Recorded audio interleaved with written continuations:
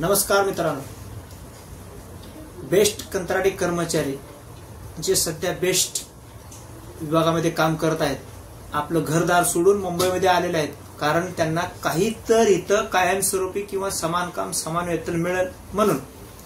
मित्रांनो, बेस्ट मध्ये फक्त तुम्हाला जे लोक सांगत आहेत काहीतरी होईल, फक्त दिशाभूल आहे। ही दिशाभूल असल्या कारणाने याच्यावर विश्वास न ठेवता पुढच्या महिन्यात एसटी महामंडळाने जागा काढलेल्या आहे।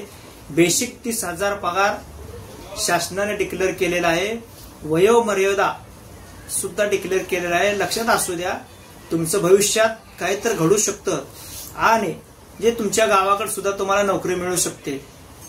इथं बीएसटी मध्ये जे तुम्हाला फक्त आश्वासन देतात आणि काही गोष्टी करू, तुमचं काही करणार नाही, ते त्यांचे फक्त घर भरत आहेत। जे सेवानिवृत्त बसलेले आहेत त्यांना तुमचं काही घेणे देणं नाही।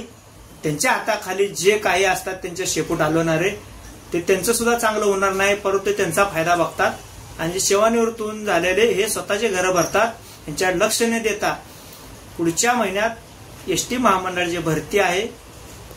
तुम्ही आपापल्या गावी जाऊन अर्ज भरावे, यांच्यावर विश्वास न ठेवता एसटी महामंडळामध्ये भरती व्हावे, कारण बीएसटी मध्ये तुम्ही कायमस्वरूपी होऊ शकत नाही। समान काम समान वेतन मिळणार नाही।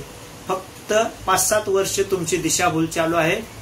काही लोकांना ते पटत नाही, त्यांना करू द्या, त्यांना काय करायचं आहे। पण गावाकडून आलेले गोरगरीब मुलं, इमानदार मुलं यांनी एसटी महामंडळ भरती होऊन सरळ तिकडे जावे, ही तुम्हाला नम्र विनंती आहे।